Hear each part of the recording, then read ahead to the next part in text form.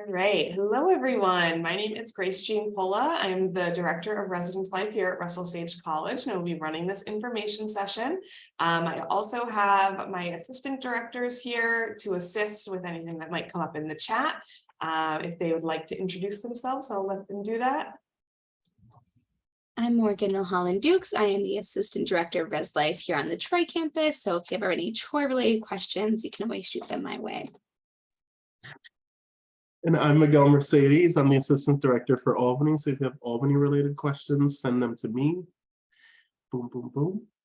Excellent. So we will get started. Feel free to put any questions in the chat, or we'll have some time at the end for you to ask them.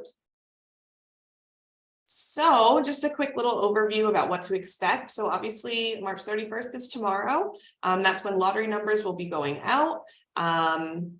We have a lottery number list that I've been maintaining and working on. So any students who aren't graduating and commuter students who have requested a lottery number will receive one.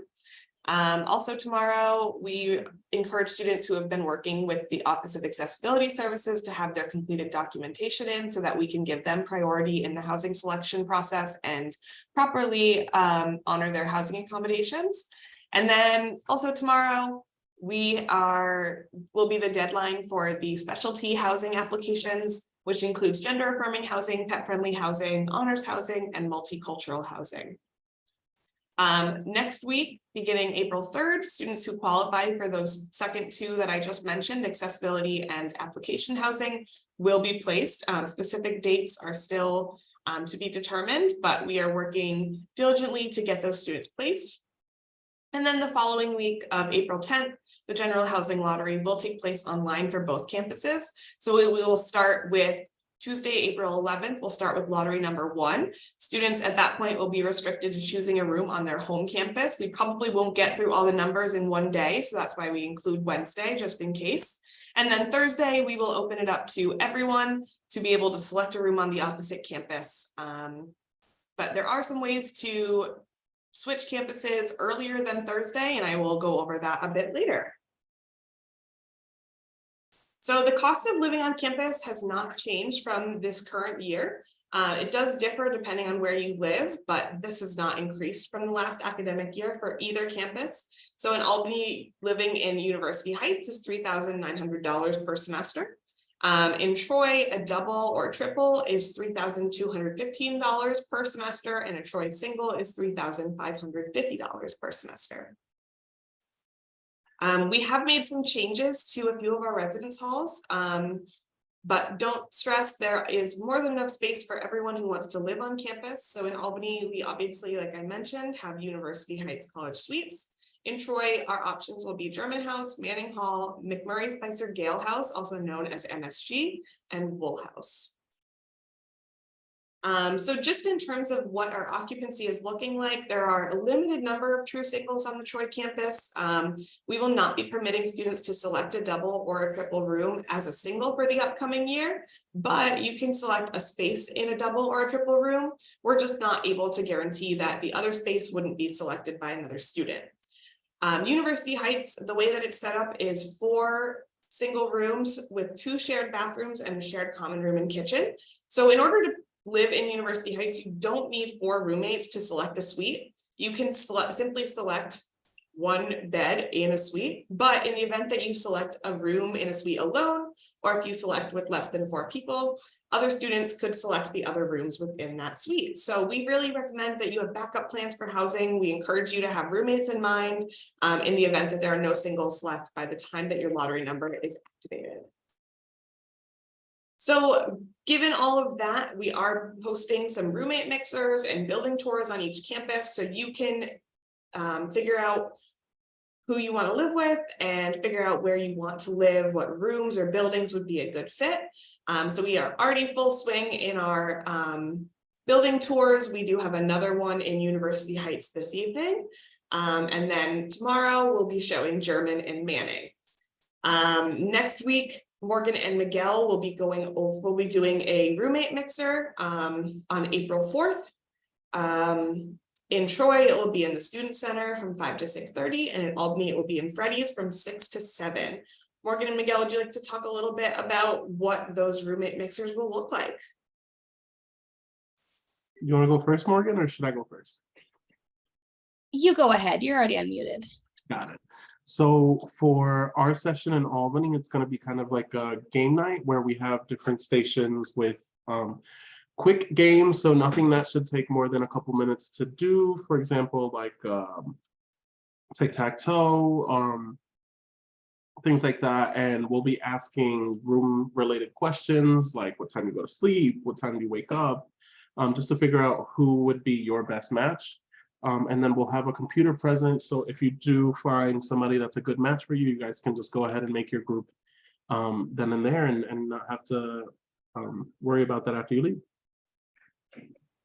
And on the Troy campus, we will be doing something similar, more kind of like a speed dating session where we'll have different stations set up for 2 people to sit down. And similarly, we will be rapid firing some questions, some fun ones, some roommate compatibility ones. There also is a computer lab in the student center if you would like to use that to make your residence groups, and we'll have some fun snacks too. Excellent. So definitely feel free to attend either of those if you're looking for a roommate, just want to find some friends. Even if you're not looking for a roommate, we'd encourage you to go and see maybe who you're living next to, or if someone's looking to live in the same building as you for next year. Obviously, we are at our information session, and then the housing lottery will begin with lottery number 1 on Tuesday, April 11th, as I mentioned. So let's talk a little bit about meal plans. So meal plans are available to all students, but they are required for resident students. These options provide you with meal swipe access to both dining halls in McKinstry and in Call Campus Center, as well as some bonus dining dollars that are spent like cash at all on-campus dining locations, which also includes McKinstry, Call Campus Center, and Buckman. These meal plans have been designed to appeal to the wide variety of student schedules and dietary needs. So like I said, all meal plans come with flex dollars, which are also known as bonus dining dollars. They are attached to your resident meal plan and can be spent at any on-campus dining location. They are rolled over from fall to spring, but they are forfeited at the end of the full school year. So make sure you are using them if you have a large balance currently. Or if you are choosing a plan next year that has a large number of dining dollars, we encourage you to really look at that balance at the end of the fall semester and figure out if that's still the best plan for you to be on for the spring. So when it comes to meal plan options, we have a couple of our basic plans. These are $3,680 per semester. We have the ultimate and the around the block plan, which are very similar to ones that we offer this year. The ultimate is 19 meals per week to use at McKinstry or Call Campus Center. It also gives you $200 in dining dollars. And then the around the block plan is 150 meals to use at McKinstry or Call Campus Center. So those 150 meals can be used throughout the semester, not just 19. You're not limited to a certain amount per week. And then for some added flexibility, this plan gives you $800 in the bonus dining dollars, which can be spent at any dining facility on either campus. We do have some options that are only available to UH residents, Troy seniors, and commuter students. So that is the Suite 100 and the Suite 75. The Suite 100 is $1,600 per semester. It has 100 meal swipes and $250 in dining dollars. And then the Suite 75 is $1,400 per semester. It has 75 meal swipes and $100 in bonus dining dollars. So just a few options there that gives you a lot of choices. Depending on what needs you have for eating on campus. And then with any of those plans, you do have the option to add an add-on plan. These are $100 per semester, and they will you can choose from these 3. So we have the $105 additional declining balance. We have 3 gift packages during the semester, and then a Stash Your Pad food and beverage stock. So just some general information about meal plans. The meal plan that you are enrolled in for the fall, you will automatically be enrolled in that for the same plan for the spring. But you do have the opportunity to change that. So basically, if you select a meal plan during room reservation and you realize that your schedule it's not going to work with your schedule for the fall, you can change it up until the first Friday of classes. And then, like I was saying earlier, if you get through the fall semester and realize that plan probably isn't going to be the best for you for the spring semester, you can also change that up until the first Friday of classes. The undergrad residence halls are non-cooking facilities. So yes, some may have kitchens, especially in Troy, but they're not intended for someone to be able to cook all of their meals. They are there because, or they're shared between the entire building. And in some buildings that could be 40 or 50 people. So that's a lot of people sharing one stove. In UH, it's a little bit different because you do have your own, kitchen. Like I was mentioning, your declining balance will roll over from fall to spring, but you have to be enrolled in an active meal plan for both terms in order for that to happen. And then if you need any other information about meal plans, it can be found on Sodexo's website. I mentioned earlier, we have application housing. We have gender affirming, pet friendly, honors, and multicultural. So Morgan will be working with students who have applied for these communities next week to get them placed. Morgan, would you like to say a little bit about any of these communities? Sorry, I just had someone come in here. Application housing, you're talking about pet friendly or all of them? Whatever ones you'd like to talk about. Oh, right. So for gender affirming, that is open to students who have a gender identity that they may still be exploring. And we just really want to make sure that we provide you with the most comfortable housing options that we have. For pet friendly, this is for small pets on campus, which are considered hamsters, gerbils, guinea pigs, rats, mice, rabbits, chinchillas, and cats. And that is in Manning Hall is our pet friendly housing option. Honors housing takes place in Wool House, and then multicultural housing is in MSG. Thanks, Morgan. So the deadline for all of those is tomorrow. So make sure that if you're interested in living in any of these communities that you get that application in soon. And then folks will be reviewing them and making approvals tomorrow and Monday, and we will be reaching out next week to place those students. So now we'll talk a little bit about lottery numbers. So in order to receive a lottery number, current resident students and anyone that would like to receive a lottery number must be sure that they have completed the following actions. So they must have completed the FAFSA and have it on file with the Office of Financial Aid.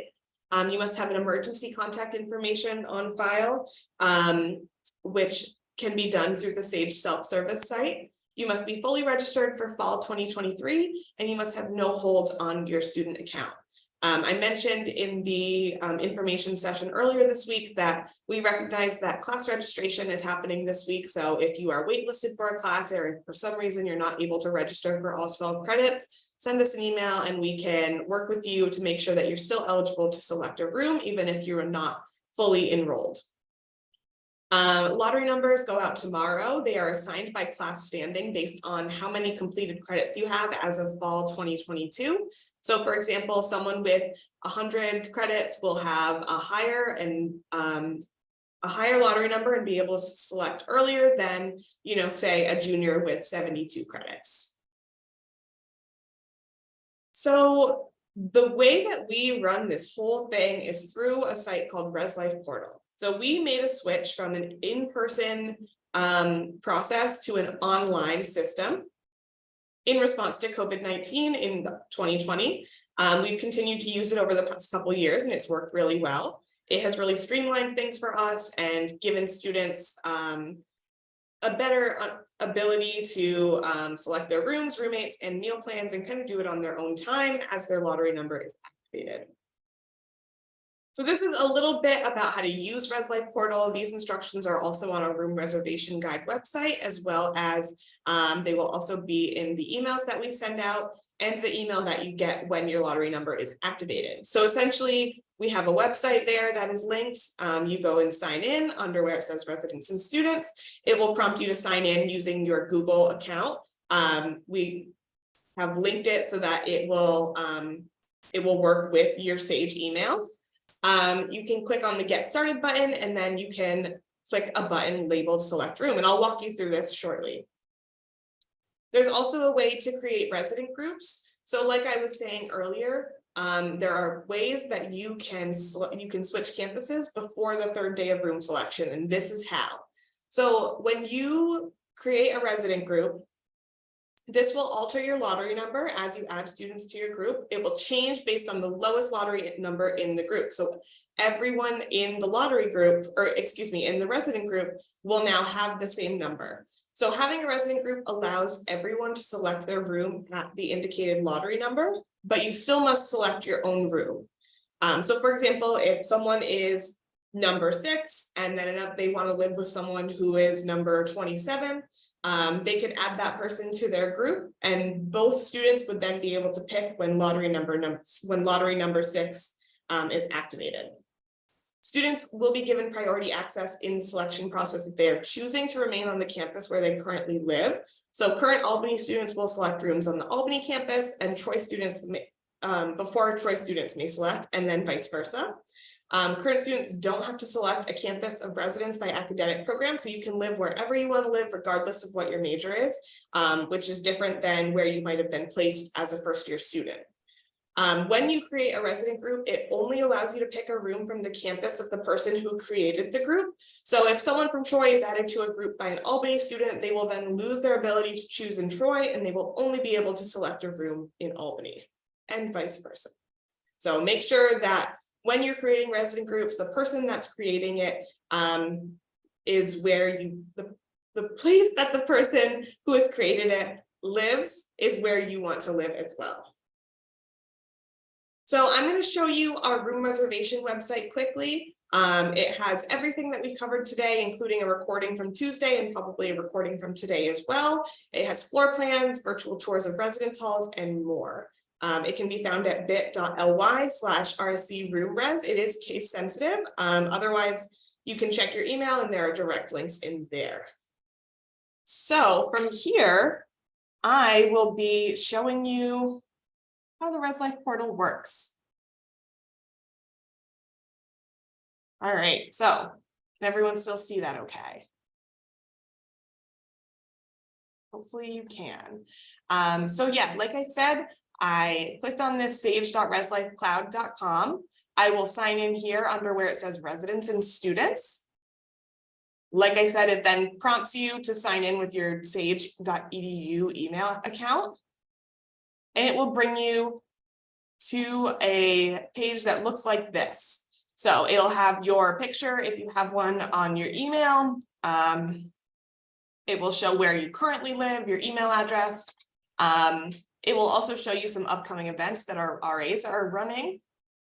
And then this is the section that you really want to focus on. So under room assignment. So you'll click on get started and it will show here what the current lottery number is, what lottery number you are, and an estimated time that your lottery number will be activated. This could change based on how quickly other people are selecting their rooms, but this gives you a general idea of what to expect.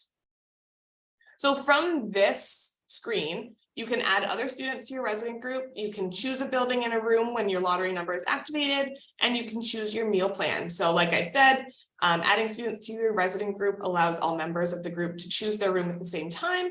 All group members must select their own room. So until your lottery number is activated, you can go in and select your meal plan and create your resident group. So say I want to go in and pick a meal plan. So I can choose a meal plan from here. It will prompt you to select one of these 4 and then add on a plan if you're interested. So say I want to be on the around the block plan and I want the stash your pad add-on package. I'll click those 2 and then hit save selection. They'll pop up right here. It will say congratulations, meal plan selection was successful. But then say I change my mind and I don't actually want the add-on plan, I can quickly remove it and we will be good to go. By hitting done, it brings you back to the main page. To create a resident group, you're going to go right in here. Essentially, you create them using your friends' email addresses. So you need to have at least 2 people in your resident group. You can have up to 4. So for example, oops, I don't know why I didn't do that. So, oh, here we go. So over on this left side is where it says create a group. You'll hit create and it will prompt you to enter their email. So let's say I want to live with Morgan next year. I just type in her email and click invite. And then she'll pop up over here. Typically, it might change your lottery number. So if Morgan had a lower lottery number than I did, it would then change. Because I have the lowest here, because I am lottery number 1 in this test system, it did not change. But like I said earlier, it would change based on who has the earliest lottery number. And then you'll hit done. So then only when your lottery number is activated will this button pop up as an option. So otherwise it won't be clickable, but for this sake, it is. So currently this system has me as an Albany resident. So I'm only able to select a building or select a room on the Albany campus. Obviously, I don't want to live in the Albany campus residence hall. That is for first year students and not an option for returning students. So I'm going to click on University Heights, and if I scroll down, I can see all of the rooms that are available for me to pick. It also has some floor plans, so you can see where all the rooms are on each floor. So say I want to live in room 302. I see that that is over here on this side of the building, and I want to live in room 4. So I'll click this little button here. And it says, congratulations, room selection was successful, which means that that is my room for next year. If it has already been selected by someone or if the room is full, it won't let you select it. So next steps from here, you're going to hit continue. And it will prompt you to finalize and agree, which is basically signing your housing contract. This goes over everything that you need to know about living on campus, and some legal stuff that we have to include in that. So definitely read all of it before you sign. You'll then get down here and acknowledge the room rate of $3,900. You've already selected your meal plan. If you haven't, it will prompt you to select your meal plan from here. Then you will say that you acknowledge the items in the housing contract. You will type your full name here as your signature. You'll put in your date of birth. Put mine there. If you're under 18, you can then do this section down here, and then you'll click finalize. From here, it will show that everything is complete, and you can click done, and it will show you this screen. It'll show you your room selection, and it will say, congratulations, room selection process has been completed. So it's easy as that. I will stop sharing my screen now. If you have any other questions, please feel free to stick around and ask them. Otherwise, we are glad that you made some time to be here with us today, and we're happy to answer any other questions that might come up.